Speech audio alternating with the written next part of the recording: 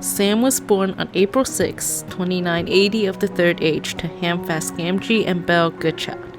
He had 5 siblings: Hamson, Halfred, Daisy, May, and Marigold. His father had tended the Garden of Bag End for 40 years, and after growing old, the job was carried on by Sam. They were on friendly terms with Bilbo and Frodo, living just below Bag End on number 3 Bagshot Row, and would spend quite a bit of time at the Green Dragon Inn as well. Sam was meant to be lovable and laughable, much like most other hobbits. He was also taught by Bilbo, for he had instilled in him a fascination of poetry and all things elvish. Tolkien also describes Sam as cocksure and conceited at first, which was to be transformed by his devotion to Frodo. Aside from said devotion to his master, Sam did not think of himself as heroic or brave. Sam also had a longing for elves, which was evident when he had found out that Frodo was to leave the Shire. This happened after eavesdropping on Frodo and Gandalf when he would be summoned by Merry Brandybug. As a result, Sam was forced to accompany Frodo at least to Rivendell, though eventually it would be the quest to destroy the One Ring. Additionally, Sam seemed to be very excited to see the elves, which was first suggested by Gandalf. They would later go to Crickhollow, Buckland, Bree, Weathertop, before finally heading to Rivendell, first to avoid suspicion, and then the Black Riders, and then at Rivendell, where he would decide to go with Frodo to Mordor in the Council of Elrond, along with the Fellowship.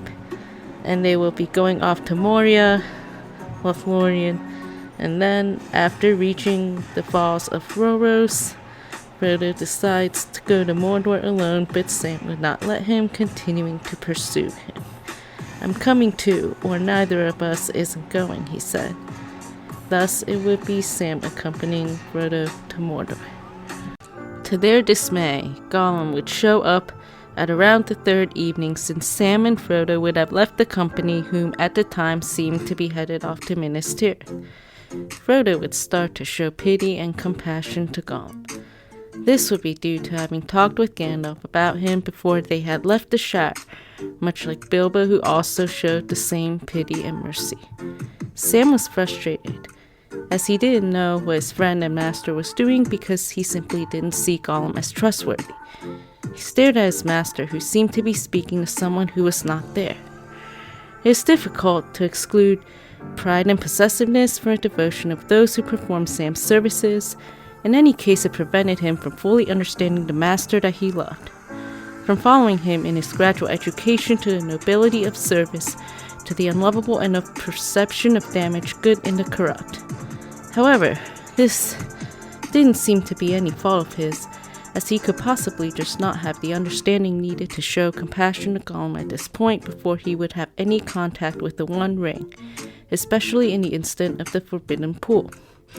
If he had understood better what was going on between Frodo and Gollum, things might have turned out differently in the end. Sam could hardly have acted differently. However, Sam did reach the point of pity at last for the good of Gollum after reaching the crags of Mount Doom. Before this, Frodo would be called by Shelob, and Sam would be the Ringbearer for 2 days, wondering whether his friend was dead and he should go off alone. He was later tempted, some including myself earlier would say, by a large garden. However, when I looked more into it, he seemed to be tempted by a desire for power. Already the ring tempted Sam, gnawing at his will and reason. Wild fantasies arose in his mind, and he saw Samwise the Strong, hero of the age, striding with a flaming sword across the darkened land, and armies flocking to his call as he marched to the overthrow of Barad-dûr. And then all the clouds rolled away, and the white sun shone. He had only to put on the ring and claim it for his own, and all this could be. However, Sam was able to hand the ring back while they were close to Mordor, which was a tremendous feat. He was also the first person to be able to fight and eventually stab Shelob, after which he would carry Frodo up the slopes of Mount Doom, since the ring was at its maximum power.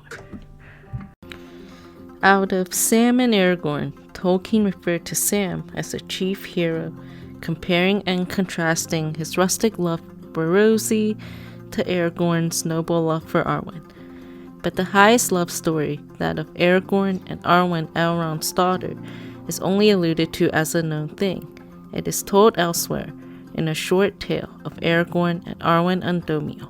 I think the simple rustic love of Sam and his Rosie, nowhere elaborated, is absolutely essential to the study of the chief hero's character, and to the theme of the relation of ordinary life, breathing, eating, working, begetting, and quests, sacrifice, causes, and the longing for elves and sheer beauty.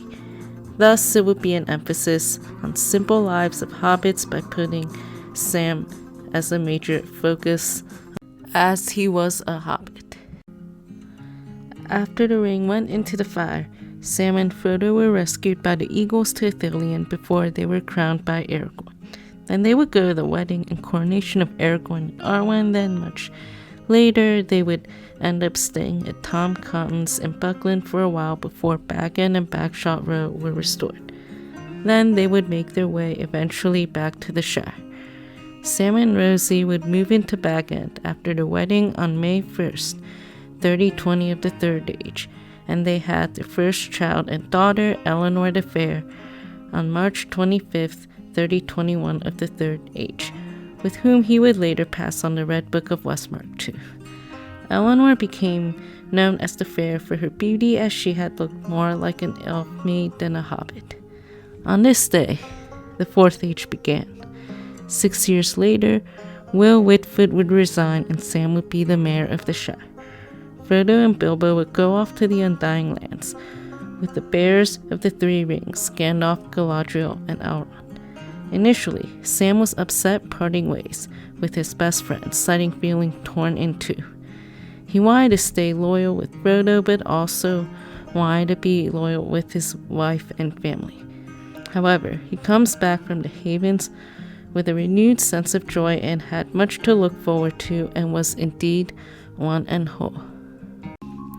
He and Rosie went on to have 12 more children after Eleanor: Frodo, Rose, Merry, Pippin, Goldilocks, Hamfast, Daisy, Primrose, Bilbo, Ruby, Robin, and Tolman, 4 whom were named after old friends.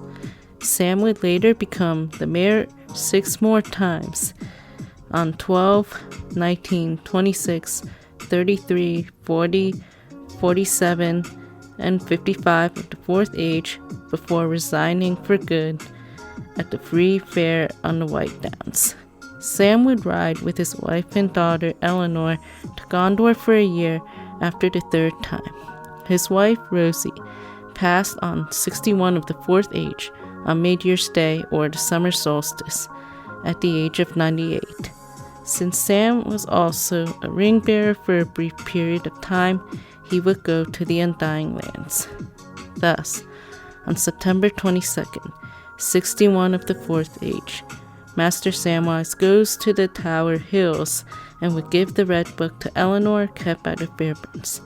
He would pass over the towers to go to the Grey Havens, eventually making his way over to the Undying Lands to reunite with his friend Frodo Baggins.